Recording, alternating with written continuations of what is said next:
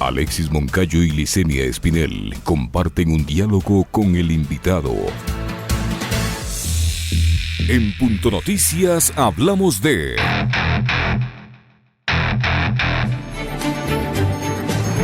Médicos especialistas en medicina familiar y comunitaria denuncian que a pesar de trabajar en primera línea con pacientes COVID-19, han sido excluidos de los beneficios de la ley humanitaria que les otorga nombramiento definitivo, puesto que las autoridades han mencionado que son médicos becarios que están devengando en los diferentes centros de salud. Sin embargo, los especialistas aseguran que el contrato que firmaron es por servicios ocasionales y por ello no corresponde la figura que el gobierno pretende introducir para dejarlos sin el derecho que han adquirido durante la emergencia sanitaria.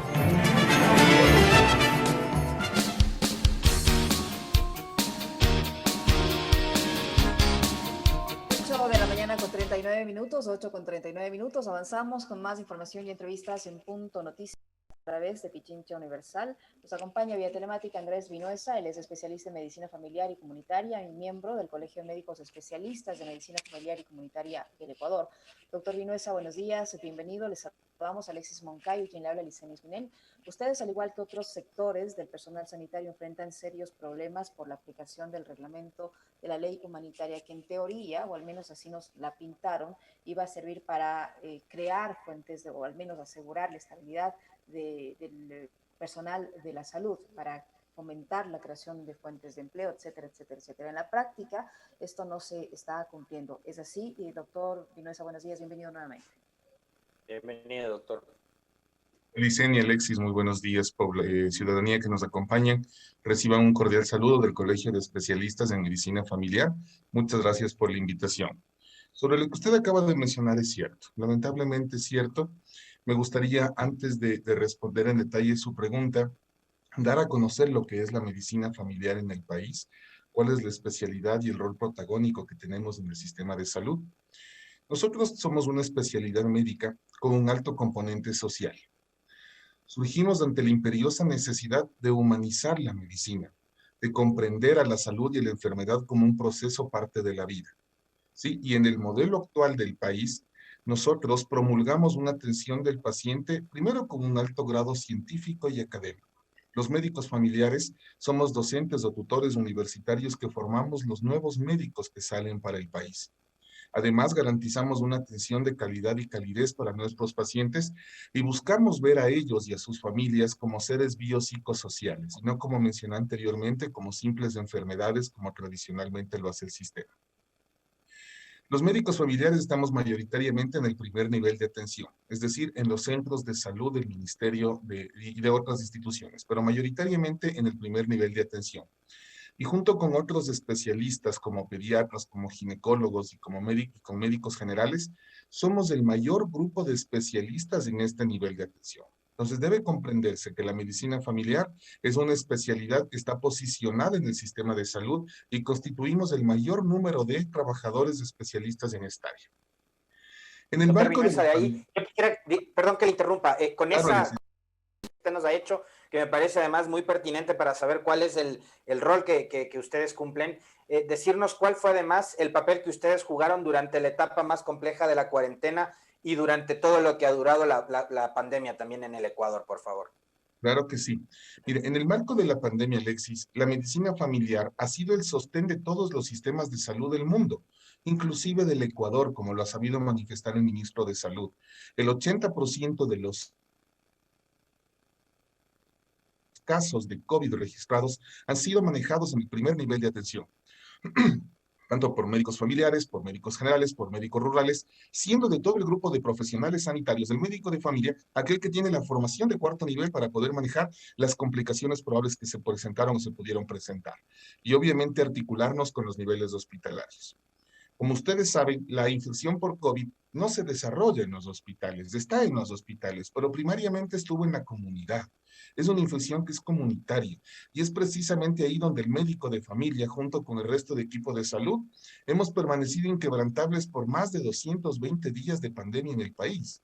Nosotros no hemos bajado la guardia, seguimos trabajando diariamente en carpas, en comunidades, en consultorios, en áreas de respiratorios, con las prendas de protección que nos han dado. No hemos bajado la guardia ni nos hemos quejado por algunas dificultades que hubo al inicio de la pandemia en cuanto a las prendas, en cuanto a la información. Y bueno, seguiremos inquebrantables en este proceso hasta cuando Dios y el ministerio lo permitan. Yo le decía que cuál es en el caso de los médicos familiares, como usted, que enfrentan con la aplicación del reglamento a la ley humanitaria, porque este reglamento está afectando a todo el personal sanitario en general, pero hay sectores más perjudicados que otros y entiendo que el caso de ustedes es uno de esos. Así es, Licenia. En un principio, con la promulgación de la ley humanitaria el 22 de junio, me parece, surgió una esperanza para el personal de salud. Es decir, toda esa presión psicosocial, toda esa presión biológica de la enfermedad se volcó hacia una esperanza de tener estabilidad laboral. Se mencionó que todos los trabajadores sanitarios que han estado en el marco de la pandemia iban a tener acceso a una estabilidad para sus familias. Pero el día de hoy, en este tiempo, nos estamos dando cuenta que existen documentos promulgados por el Ministerio de Salud que buscan excluirnos de este beneficio, que tratan de beneficiar a otros profesionales que se lo merecen, que tienen, que deben tener su nombramiento, pero a los especialistas de mayor volumen del primer nivel se nos quiere retirar, bajo la premisa de que somos devengantes, de que somos becarios y que no nos lo merecemos, cuando hemos estado junto con todos los profesionales luchando en este tema. La polémica, si bien, digamos, tengo entendido, se desata por los artículos 10 y 40 del reglamento a la aplicación de la ley humanitaria, ¿no? ¿Qué es lo que está detrás de la aplicación de estos dos artículos que afectaría o vulneraría los derechos de ustedes, los médicos familiares de vengantes? Pues si nos puede explicar, por favor. Claro que sí. Primero, el tema de la asignación de un nombramiento para mantener una carrera sanitaria, una carrera médica en el sistema de salud. Vale la pena mencionar que los modelos de salud basados en la prevención y la promoción necesitan tener profesionales permanentes para su buen funcionamiento. Las actividades que como médicos de familia hagamos para mejorar la calidad de vida y evitar las enfermedades de las comunidades son intervenciones de largo tiempo. Entonces, la estabilidad es uno de los caminos que faculta el cumplimiento de las intervenciones sanitarias para mejorar la condición de las personas. Nosotros básicamente buscamos eso, que se nos otorgue la estabilidad para poder garantizar el modelo de atención del cual somos parte y para poder garantizar el trabajo que como médicos de prevención realizamos. Por otra parte, también buscamos que la asignación de los nombramientos busque dar estabilidad no solo al médico, sino a sus familias. Nosotros dependemos de esto, nuestras familias viven de esto. Muchos médicos también han perdido su salud, han perdido su vida y sus familias han quedado solas. Entonces, tratamos de modificar el reglamento, buscamos espacios para modificar el reglamento en mejora de la salud y de la familia. Pero ahora lo que he entendido es que esos nombramientos se los va a entregar de forma paulatina y que no se va a cumplir con el ofrecimiento que había en un momento. Recordemos también, y no sé si usted me aclara eso, doctor, hubo una declaración del nuevo ministro de Finanzas, el señor Mauricio Pozo, días atrás, que dijo que por falta de recursos no se va a poder cumplir con lo ofrecido y lo establecido en la ley humanitaria con respecto de la incorporación y contratación de los médicos. En este caso se está poniendo en riesgo la estabilidad. Explíquenos un poquito eso también. Precisamente esa vulnerabilidad es lo que a nosotros nos ha puesto en estado de alerta. Porque si una ley se promulga, si una ley se publica, si una ley está para cumplirse, las autoridades de turno tienen la obligación de buscar los recursos para esta ejecución. Los recursos presupuestarios para mantener una partida definitiva sí los existen y básicamente están en las partidas que actualmente nosotros ocupamos como profesionales de contrato o como médicos de vengantes. Debe entenderse que en el gobierno anterior cuando se buscó garantizar el modelo de salud vigente, se certificó la continuidad de 6 años de los médicos devengantes, que es mi caso, que estoy devengando por 6 años, que soy de la primera corte, y también de otro grupo de médicos que nos sigue por detrás, que son menores y que están iniciando su proceso de devengación. Entonces, si existe ese presupuesto, si se lo contempló en principio ese presupuesto, pues no sé por qué mencionan que no existen los recursos económicos si se tienen que certificar esas mismas partidas. Pero bueno, ese es un tema administrativo que lo deben realizar las autoridades de turno y el cumplimiento de la ley humanitaria tiene que darse precisamente por el sostén del modelo de salud. En la Asamblea, creación de una comisión tripartita entre Asamblea, trabajadores y gobierno, un poco para analizar estos aspectos de la ley humanitaria, del reglamento de la ley humanitaria que impide atender las demandas de los profesionales de la salud.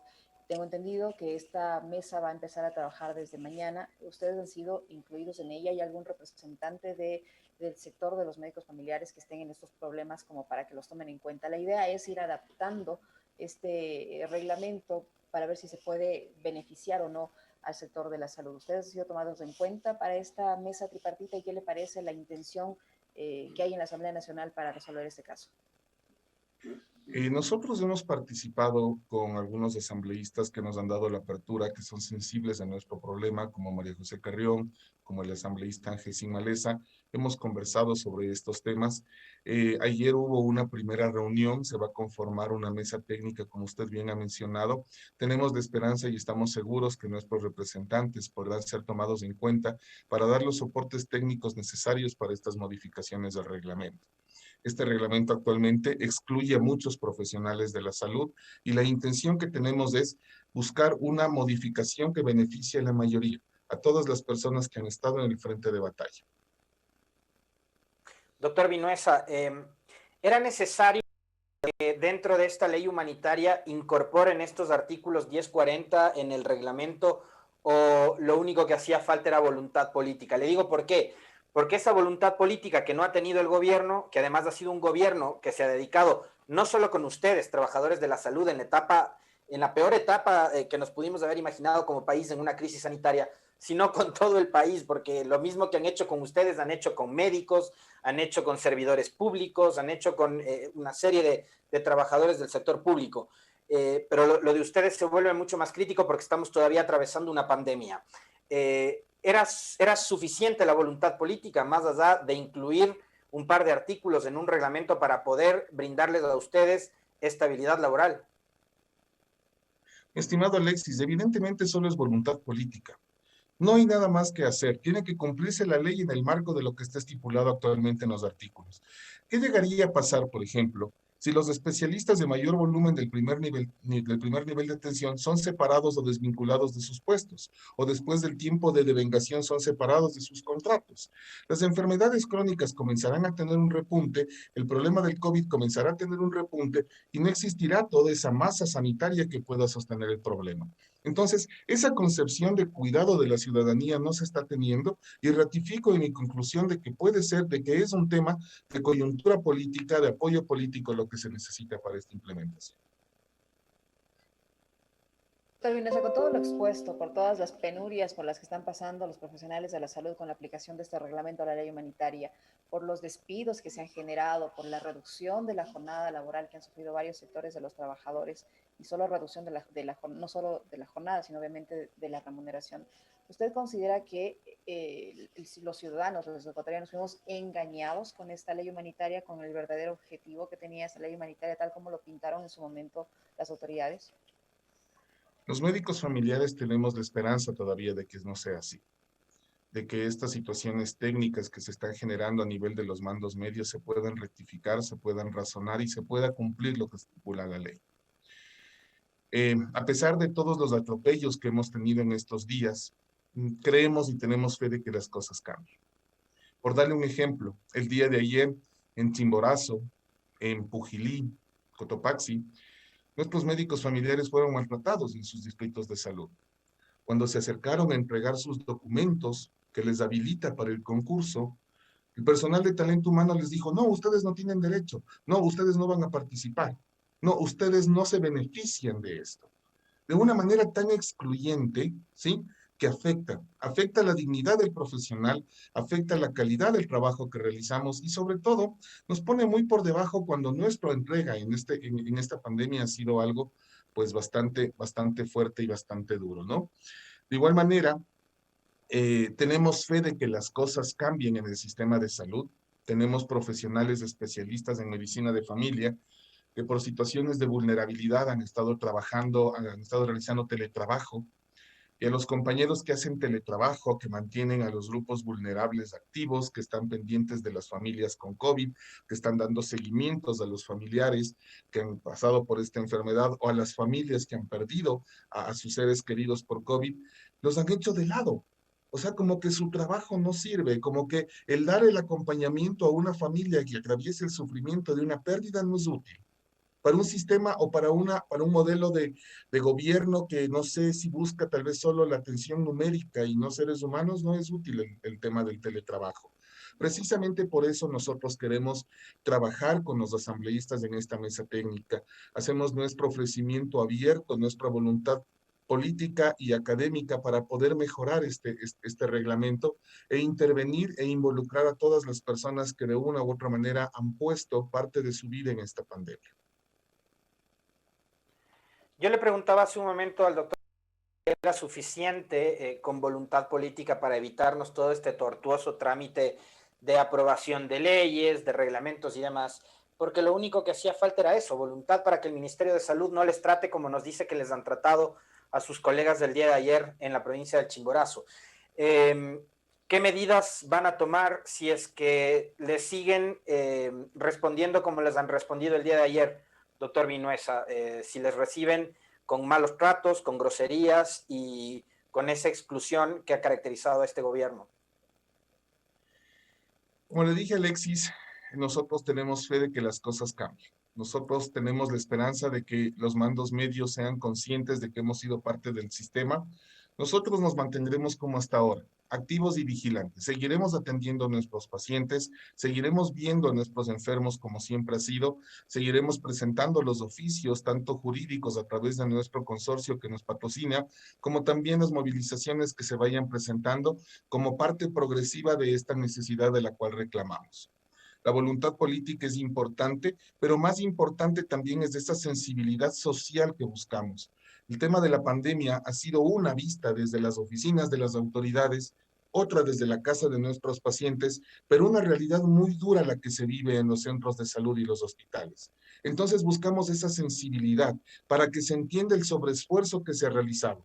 Somos profesionales de la salud, nos formamos para esto, pero también buscamos el reconocimiento por el arduo trabajo que se ha venido realizando. Es un tema que lo pedimos no por capricho, es un tema contemplado en una ley humanitaria. Su término es la humanitaria. Por favor, instamos a las diferentes entidades del gobierno a su sensibilidad y compromiso político para que esto se cumpla. Y garantizamos nuestro compromiso de trabajar en las mesas técnicas para el mejor acuerdo de este cumplimiento. Doctor Vinuesa, para finalizar, por lo que usted expone, ¿cómo califica el manejo que se ha hecho de la crisis sanitaria generada por el COVID-19 hasta el momento? Personalmente creo que ningún país estuvo preparado para afrontar esto. En la marcha, cada uno de los sistemas sanitarios fue aprendiendo y fue elaborando su contingente para poderlo manejar. En Ecuador tuvimos experiencias muy duras como la de Guayaquil, experiencias muy mantenidas como la de Pichincha. Al momento tenemos el doble de los casos de Guayaquil cuando éramos nosotros la quinta provincia en los 2 primeros meses de la pandemia. Entonces, tenemos pandemia para largo, lamentablemente. Tenemos una comunidad que es consciente del problema, que se ha empoderado del tema, pero poco a poco relaja sus medidas de prevención y ahí es cuando tenemos que trabajar los médicos del primer nivel de atención. Debemos trabajar muy duro en educación, muy duro en prevención, para evitar que los ejemplos de España, que los ejemplos de Europa, se presenten nuevamente aquí con nuevas olas de mortalidad. Entonces, el manejo de la pandemia ha sido un manejo progresivo, ha sido un manejo reactivo. Hemos podido responder a la creciente demanda que se ha dado, pero falta mucho por mejorar. Falta mucho por trabajar, mi querida Ludlicen. Pero más allá de eso, y porque la pregunta de Licenia me parece también muy pertinente, ¿Habrá otro país en el mundo en el que en medio de una crisis sanitaria se empiece a despedir médicos, doctor? Creería que no. Creería que no, Alexis. Al menos somos los únicos en algo, ¿no? En hacer todo al revés. Pioneros en esa parte. Una vergüenza total. Muchísimas gracias, doctor Andrés Vinuesa, por haber aceptado este diálogo. Estaremos expectantes, obviamente, de lo que ocurra con ustedes, esperando que se cumplan con los ofrecimientos que ha hecho el gobierno. Hay un reglamento, hay una ley que esperamos que se cumpla, más allá de que sabemos que tenemos autoridades que dicen que la realidad ha superado a la legalidad, pero las leyes están ahí para cumplirlas, ¿no? Así que por sus familias, por ustedes mismos, esperamos que cumplan todos los ofrecimientos que hace el gobierno, que vive de anuncio en anuncio y que no cumple absolutamente nada de lo que dice. Muy amable, doctor Vinuesa. Un gusto. Gracias por la invitación y el espacio, mi estimado Alexis y Licenia. Punto Noticias. Audaz, versátil, frontal, comprometido con usted.